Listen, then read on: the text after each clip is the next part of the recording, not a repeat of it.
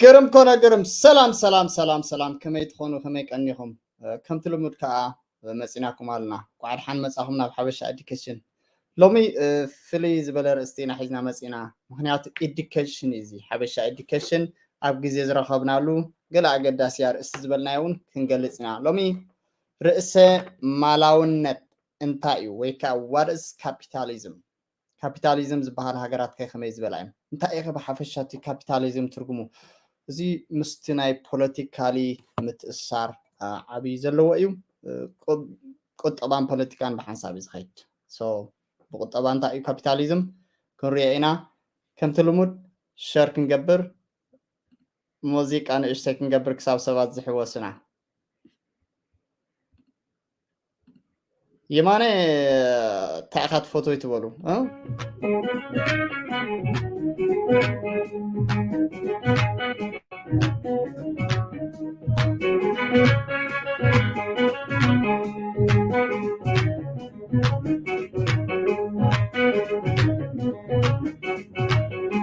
سياق تاريخ عقلي تلبت صرف قريب صرف العم صرف الرد بالشروي شيء عدو صرنا فنن مثل خيخات تضيقي بحلاف النر أنا نيرو تمال فكر نهلو مين مثلائي وفيدو مكر تونكو زي فكر زي حافر حساب آياتو آية وفر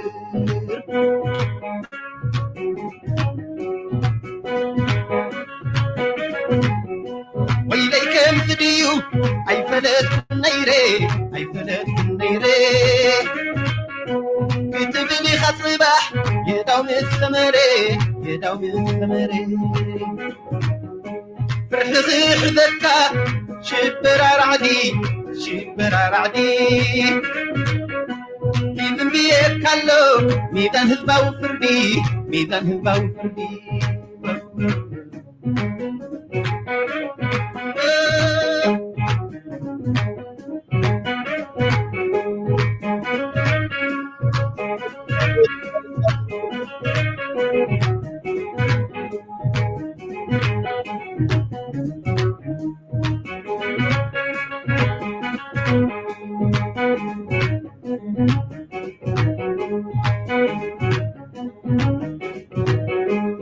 كبرت مكولنيا شيئات مفتير عسب كلمي قروبتنا نقصنا إيمة وديا والكادمتو بفارسي ودبانا عن أحواتو تفينو تبتني عبد الخدخ خير جنا ليكفني مريرو نبرة تسمعتني هيك حدا نبرة الناس بتأمني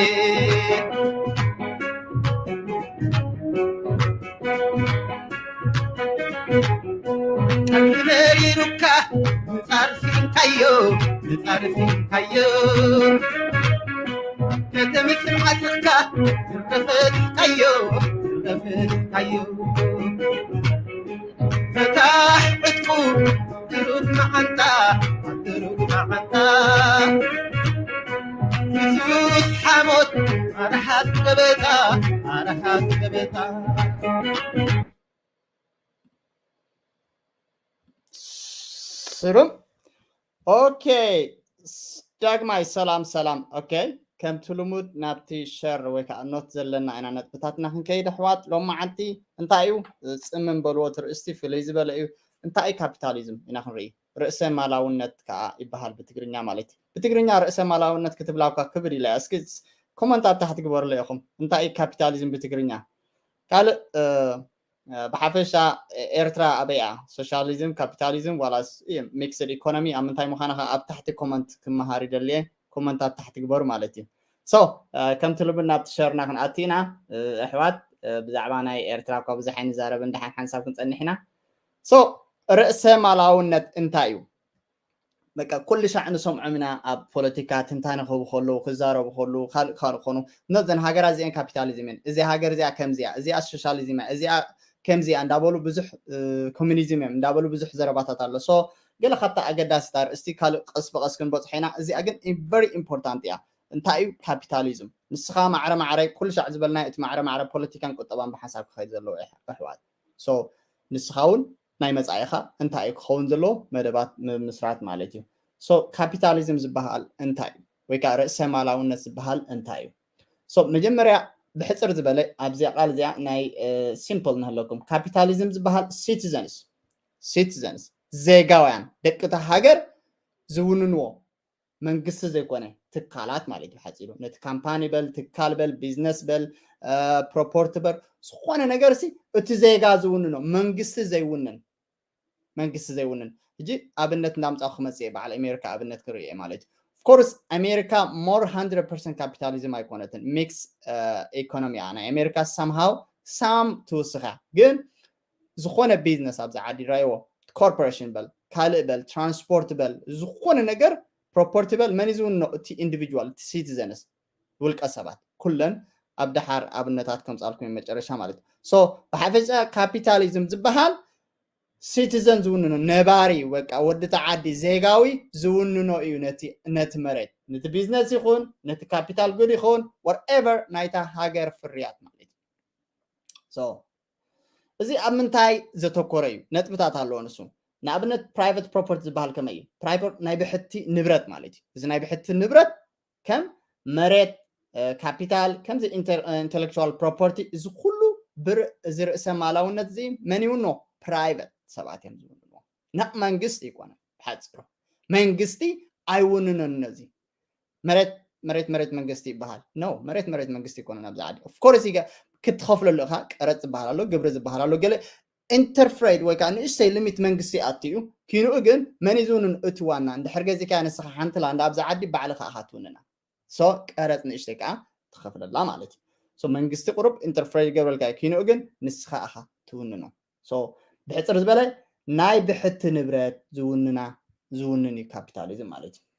ካልእ እቲ ቁጠባ ወይ ከዓ እቲ ዕዳጋ ናይ ካፒታሊዝም ከመይ እዩ ዝኸይድ እንተኢልና ብተወዳደርነት እዩ ዝኸይድ ሶ እቲ ዕዳጋ ናፃ እዩ እቲ ዕዳጋ ናፃ ኮይኑ እቲ ዓዳግን ሸያጥን እዩ ብናፅነት ዝረኸብ ንስኻ እንድሕር ትዕድግ ኮንካ ንስኻ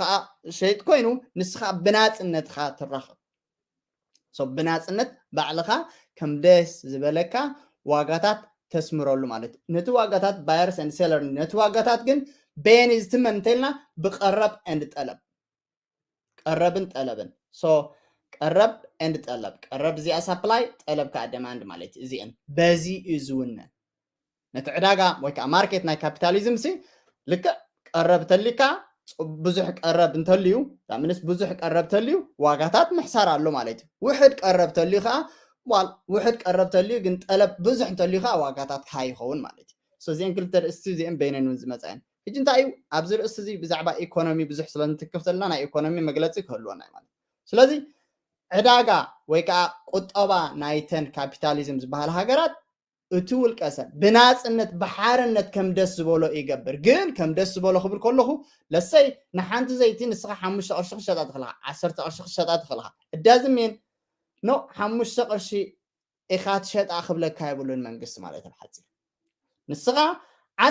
5 ቅርሺ ዋጋ ኣብ ጎረቤትካ ዘሎ ማርኬት ንስኻ 10 ቅርሺ ክትገብራ ትኽእልኻ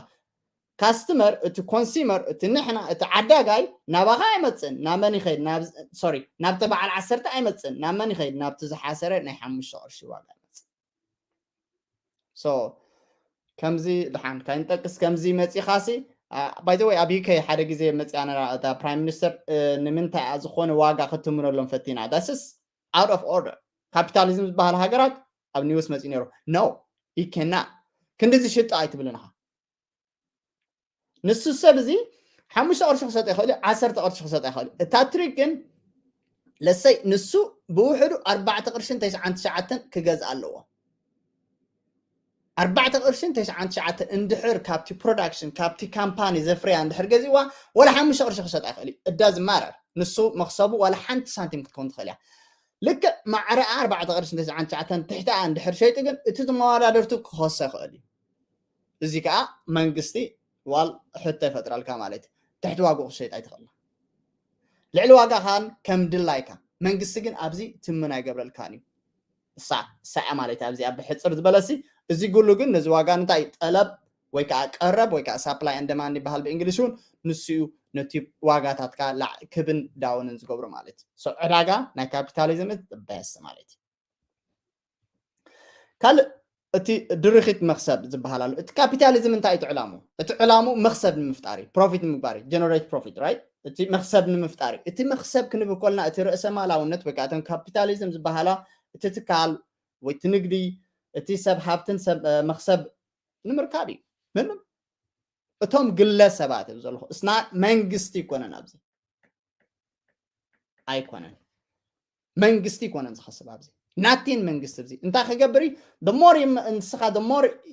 ብዙሕ እንድሕር ከሲብካ ኣዚ ግለሰብ ወናን ትካል ኮንካ ንሽዕ እንስሱ እንታይ እዩ ዝገብር እታ ቀረፂ ዝወስድ ዳሰት ኣብኣ ጥራሕ እዩ ንስኻ ኣብኣ ጥራሕ ክትከፍሎ ዘለካ እምበር እቲ ዕላማ ናይ ማርኬት ወይ ከዓ እቲ ዕላማ ናይ ካፒታሊዝም ብዙሕ መክሰብ ጀነሬት ምግባር እዩ ንምንታይ እንተልከምን እዚ ድማ ውልቀ ሰባት ንኩባንያታት ኣታዊታቶም ናይ ዝለዓለ ደረጃ ንምብፃሕ ኣብ ዝፅዕሩሉ ዘሎ እዋን እዩ ምክንያቱ ብመንግስቲ ብሓይሊ ብሕጊ እንድሕር ትእመን ኮንካ ከምዚ ግበሮ ከምዚ ሽጦ እዚ ግበር እዚ ኣይተእቱ እዚ እቱ እንድሕር ዝብለካ ኮይኑ ሽግር ኣለዎ ማለት እዩ እስኻ ግን ብፍሪዶም ብናፅነት ደስ ዝበለካ ሞር ፕሮፊት ሞር መክሰብ ንክትገብር ጥራሕ ኢኻ ትፅዕር ሰዳሰ ካፒታሊዝም እንድሕር ኣብ ልዕሊኻ ፅቕጠትን ፕሬጀርን ናይ መንግስቲ ይኹን ናይ ካልእ ሓላፍነት እንድሕር ኣሊካ ግን ይዶን ንሕሰባ እንዶ ንስኻ ናብ ስራሕ ምስ ሓደ ካምፓኒ ክሰርሕ እንድሕር ወፊርካ ኣብ ናይ ሰብ ስራሕ እንድሕር ሰርሕ ኮንካ you don't care about profit ናይቲ ካምፓኒ right mostly you just working እንታይ ይገብር እንታይ የብል ማለት እዩ simple that way ዓይነት ክንሓስባ ንኽእልና ካልእ ካፒታሊዝም ዘለዎን ሃገራት ናይ ብሓቂ ኣብ ውድድር ዘለዎ ኣብ ውድድር ክህልወን ኣለዎ እንታይ እቲ ውድድር ኣብ መንጎ ትካላት ንግዲ ኣብዚ ሓደ ንግዲ ኣብዚ ሓደ ስቶር ክህሉ ይኽእል ኣብዚ ሓደ ስቶር ኣብዚ ሓደ ስቶር ሶ ከባቢታት ብምሉእ ስቶር ክመልእ ደስ ይብሎም እንታይ እዩ ንኽወዳደሩ ደስ ይብሎም ውድድር ምስ ተፈጥረ እንታይ እዩ ዝኸውን ሓደ እቲ ብቕዓት ዘለዎ ነገራት ክፈሪ ይኽእል እዩ ብቑዕ ነገር ክፈሪ ይኽእል እዩ ዝሓሸ ፍርያት ክመፅእ ይኽእል እዩ እንደገና ከዓ ዝተሓተ ዋጋ ከዓ ክመፅእ ይኽእል እዩ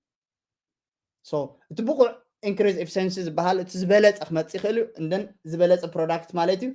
ሎወር ፕራይስ ከዓ ክመፅእ ይኽእል እዩ እቲ ውድድር ኣገዳሲ እዩ ኣብ ካፒታሊዝም ውድድር ኣብ ዝኾነ ማርኬት ኣገዳሲ እዩ ስኻ ብዋጋ ክትወዳደርካ እዚ 5 ቅርሺ እንድሕር ሸጣ ኮይኑ ንስኻ ኣብዚ 6 ቅርሺ ክሸጣ ኣይትኽእልካ ንስኻ 5 ቅርሺ ክትገብራ ኢኻ እዚ ሓደ ዘለካ እንታይ ክገብራ ሜቢ 5 ቅርሽን 10 ሳንቲም ክገብር ይኽእል ኦኬ ካስተመር ናብዚ ፈሎው ክገብሩ ይኽእሉ እዮም ካሎም ቶም ኮንሱመርስ ናብዚ ፈሎው ክገብሩ ይኽእሉ እዮም ሶ እዚ ይግደድ ናብ 5 ቅርሺ ከምፃ ስለዚ ኩልኻ ሰለስቲኻ ማዕረ እንድሕር ኮንካ ሓደ እቲ ዋጋ ለወር ይገብር ኣሎ እንታይ ክገብር ሽዑ እዚ ስማርት እንድሕር ኮይኑ ናብ 4 ቅርሽን 99 ከውርዳ እዩ ደን ሽዑ ካስተመር ናብዚ ፈሎው ክገብሩ ይኽእሉ እዮም እዚ ግን ክብል ከለኹ ግን ምስ ኩሉ ዝኸይድ ኣሎ እቲ ናትካ ኤፊሽንሲ ናትካ ኣሰራርሓ ኣገባብ ካስተመር ሰርቪስ ናትካ ኩሉ ነገርካ እቲ ፕሮዳክት ናትካ ተቕርቦ ከዓ ዝበለፀ ክኾን ኣሎ ማለት እዩ ሶ ውድድር ዘለዎ እዩ ካፒታሊዝም ማለት እዩ ካልእ ጋቨርንመንት ወይ ከዓ መንግስቲ ንእሽተይ ምእትእታው ይገብር እዩ እዚ ምእትእታው ዝገብሮ ጋቨርንመንት ሞስትሊ እንታይ ሕጊ ይፈጥረልካ እዩ ስፔሻሊ ላይሰንስ ናይ ሓንቲ ከተማ እንድሕርቲ ቢዝነስ ኣለካ ኮይኑ ላይሰንስ ናይ ሲቲ ብል ናይ ስቴት ብል ናይ ገለ ብል ናይ ትባኮ ብል ናይ ኣልኮል ብል ናይ ብዙሕ ላይሰንሳት ኣብዚ ገይሩ ቁሩብ ተኣሽም ገብረልካ ሬጉሌሽን ኣሎ እቲ ሕግታት ኣሎ ንባዕሉ ሰዓት ክንድዚ ክፈት ሰዓት ክንድዚ ዕፆ እዚታት ቁሩብ ኢንተርፌር ይገብር እዮም መንግስቲ ይከና ራን 24 hours ገለ ቢዝነስ ማለት እዩ ሶ ስቲል ንኣብነት ሕጂ ኣነ ዘለኹ ዓዲ ኣልኮል ሰርቫይ ትገብር ንኻ ካብ ሰዓት 2 እንድሕር ባር ከድካ መንግስቲ ኢንተርፌር ይገብር ኣሎ ማለት እዩ ንኣልኮል ክሸይጥ እንድሕር ኮንካ ኣብ ባር ከድካ ከዓ እንታይ ክህልወካ ኣሎ ላይሰንስ ክህልወካ ኣሎ ስለዚ መንግስቲ ከዓ እንታይ ይገብር ኣሎ ኢንተርፌር ይገብር ኣሎ ማለት እዩ ሶ it is simply I just want to make sure am I in share ኣለኹ ዶ የለኹም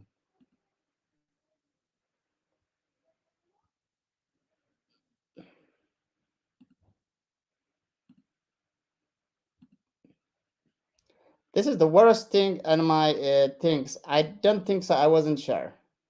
There you go. Let me back share. All right. حوات نشتك ملساي شر ايقبرن صنيحه مثلني I don't think so so رئيس مالانت كم ويزبلنا كابيتاليزم يبحال كابيتاليزم زبحال انتا يقول زبلا رئيسي قروك دوغمي نت شر ايقبرن صنيحه مثلني قال كابيتاليزم زبحال بقلل زبلت قال ابزي اترجما كابيتاليزم مالت نسخه ولقسب زيغاوي ويكا سيتيزن نتي زلوو ناي تعدي نتي كامباني يكون تكال يكون anything يكون زخونه ነገር አብ ዘሎ ولقسب ብራን ይገብሮ ማለት so simple capitalism it individual it is زيغاوي it ወደ ዓዲ ነቲ ቢዝነስ ራን ይገብሮ ትራንስፖርት በል ስቶር በል ዝኮነ ፋክተሪ በል whatever in there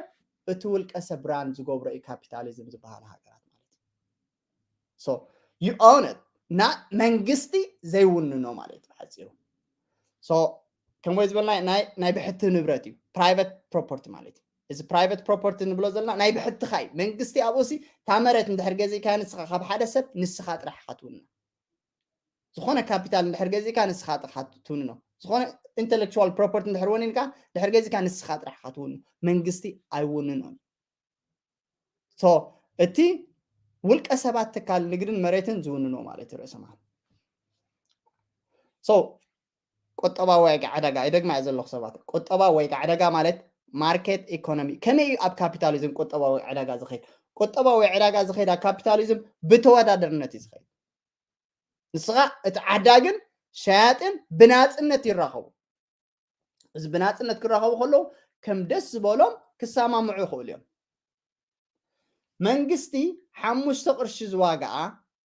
ወይ ከዓ 6 ቅርሺ ኣዋጋኣ ወይ ከዓ 10 ቅርሺ ኣዋጋኣ ኢሉ ኣይትምነልካን ናጽነት ኣለካ ንስኻ ብ5 ሽጣ ብ10 ሽጣ ብ6 ሽጣ ኣይብለካን መንግስቲ እንታይ መንግስቲ ዝሓተካ ኣብዚኣ ዋጋ እንድሕር ካብቲ ፕሮዳክሽን ካምፓኒ ለሰይ 4 ቅርሺ 99 እንድሕር ገዚካ ይደግማ ዘለኹ ሕዋት ሸራይ ነበርን ማለት ምኖት ናተይ ምስ ማዕረ ዋጋ ወይ ከዓ ትሕቲ ዋጋ ኣይትሸጣንኻ ማዕረ ዋጋ ክብል ከለኹ ካብቲ ዝገዛእካሉ ፋክተሪ ካብቲ ዘፍሪ ካምፓኒ ምስ ገዛእካ ማዕረ ኣይትሸጣንኻ ወይ ከዓ ትሕቲ ኣይትሸጣንኻ እዚኣ መን ይኸሰካ እንተኢልና ብዝያዳ እቲ ናትካ ተወዳዳሪ ኣብ ጥቓኻ ዘሎ ኮምፒቲሽን ናትካ ንሱ ተወዳዳሪ እሱ ይኸሰካ so ንሱ ክኸሰካ ክእል እዚ ሰብ እዚ ትሕቲ ዋጋ ይሸጣሉ ወይ ከዓ ማዕረ ዋጋ ምክንያቱ ከመይ ገይሩ ነቲ ዘሎ ወፃኢታት ዳ ክሽፍን እዩ ከምዚ እንድሕር ገይሩ ትሕቲ ዋጋ እንድሕር ሸጥካ ኩሎም ቶም ኮንሱመርስ ቶም ካስተመርስ እቶም ባየርስ ቶም ገዛእቲ ወይ ከዓ ዓደግቲ ናባኻ ከተምፅኦምካ so ኣብዚ ከዓ መንግስቲ ይኽልክለካ ማለት እዩ ፊኑ ነቲ ዋጋታት ብቀረብን ብጠለብን ጥራሕ ይዝኸይድ እንድሕር ብዙሕ ቀረብ ኣለካ ኮይኑ ያ ፕራይስካ እንታይ ክኸውን እዩ ትሕት ፕራይስ ክህልወካ እዩ ጠለብካ ከዓ እንድሕር ውሕድ ኮይኑ ለሰይ እንድሕር ብዙሓት ገዛእቲ ዘየልዮም ኣብ ማርኬትካ ፕራይስካ ከዓ ውሕድ ክኸውን ይኽእል እዩ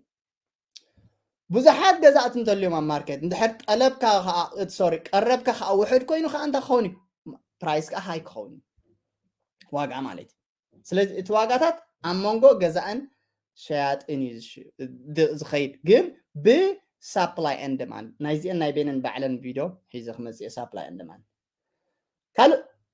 እቲ ድርኺት መክሰብ እቲ ዝግበር ቁጠባ ኩሉ ሻዕ እንታይ እዩ እቲ ዝግበር ናይ ካፒታሊዝም እቲ ቀንዲ ዕላምኡ ፕሮፊት ምርካብ እዩ እቲ ጀነሬት ፕሮፊት ምግባር እቲ ጀነሬት ፕሮፊት ክንብል ከለና እተን ትካላት ወይ ከዓ እቲ ንግዲ እቲ ካልእ ብናፃ ብሓርነት ብርእሰ ማላዊ ናይ ባዕሉ ብካፒታሊዝም እንድሕር ከይዱ ብዕሉ ሞር ፕሮፊት ክገብር ይኽእል እንድሕር ተፃብኦ ኣለዎ ናይ መንግስቲ ሓላፍነት ተልዎ መንግስቲ ይድርኾ እንድሕር ኮይኑ ከምዚ ግበር ከምዚ ሽጥ ከምዚ ይኹን እንድሕር ኮይኑ ነቲ ቁሩብ ሽግር ክፍጠር እዩ ማለት so እተን ኩባንያታት ኩለን ኩባንያታት ንብለን ወይ ከዓ እተን ትካላት ንብለን እንታይ እየን ዝገብራ ስዑ ንሞር ሃብቲ ወይ ከዓ ንሞር ፕሮፊት መክሰብ እየን ክፅዕራ ዝፅዕራ so ካፒታሊዝም ይበሃል ማለት እዩ ካልእ ውድድር ናይ ብሓቂ ውድድር ኮምፒቲሽን ኣሎ ኣብ ማርኬት ውድድር ኣዝዩ ፀቡቕ እዩ ንካፒታሊዝም ሰለስተ ሾፕ ከምዝየ ሓንቲ ኣይተም ብ5 ቅርሺ ዝሸጣ ሓንቲ ኣይተም ብ6 ቅርሺ ዝሸጣ ሓንቲ ኣይተም እዚጋ ብ5 ቅርሽን 50 ይሸጣ ንስኻ እንድሕር እቲ ኣይተም the same item ኮይኑ the same ዘሎ ፀቡቕ ነገር ኮይኑ whatever ወይ እውን the same customer service እንድሕር ኣለካ ኩልኻ ንፉዕ customer service እንድሕር ኮንካ نابا إذا خيد الكاستمر نابزا زحسرت إذا خيد نابزا حمش قرش خيد أتجزاي أتعدى مالك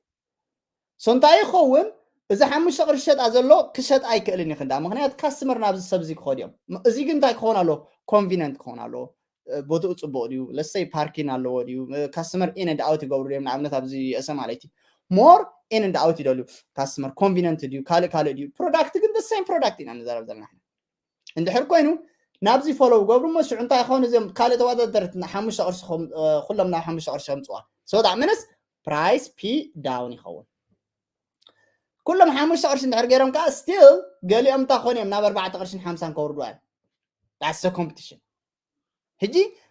زخونا سب منقستي خون ولا أب كابيتاليزم كومبيتيشن يدلو بزح كهلو نجارات مالتي حدا انتاي اتي برودكت ات انكريز افشنسي يقاتم هلو مالتي زبالص كاستمر سيرفيس زبالص زصري بوتا خالق استعدق كل ነገር ይሆን እንደገና زبالص برودكت يمز زبالص خا فريات يمز ካል lower price تحت خا زخون زحسره ዋጋ خا تركب مالتي competition አገዳስ እዩ monopolized كون يبلون monopolized بحال اب قال فيديو تقصي اندحر حنت ستور عليا زي عداغا زي اطرح انتليا كل سبنا اندحر خيد كوينو قال مسعد وادرات لا از سبزي واغو اسقيل لعل خبر خيل اس دومينانت ابتا ماركت نسو طرح دومينانت زلنا ማለት قال مسو يلون دقالس يلون ذو وادر له هجي وددر اغداسي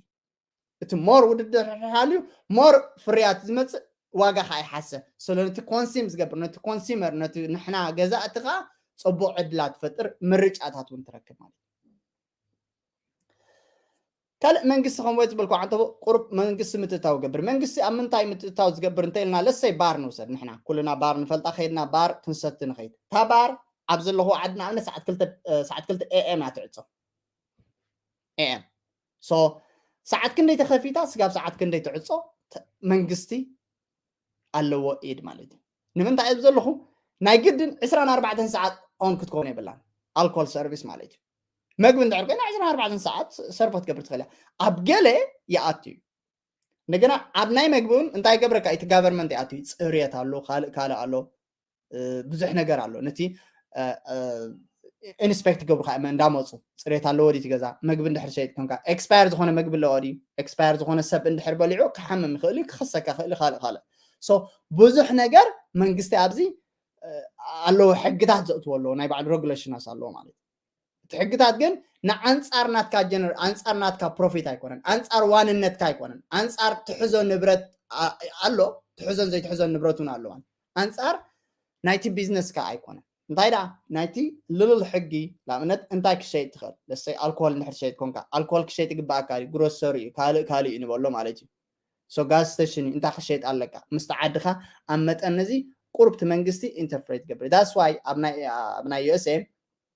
ميكسد زونه ايكونومي زلو somehow اتي government involved قبل كنو ግን ስራሕ መንግስት እንታይ ዝጽብ ጥራይ ቀረጽ ይጽብ at the end of the day ማለት ጥራይ ቀረጽ ሐብ ታለ ቁጠባው ናጽነት ይባላል እቲ ቁጠባው ናጽነት ካፒታሊዝም ኢኮኖሚክ ፍሪደም ማለት እሱ ቁጠባው ናጽነት ማለት እቶም ኢንዲቪጁዋልስ እቲ ዋና እቲ ርእሰ እቲ ውልቃው ሰባት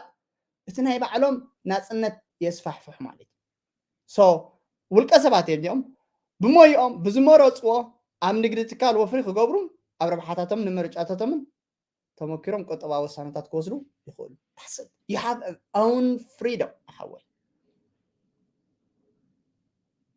so ta freedom ትበሃል ኣብዚያ so you can whatever you want so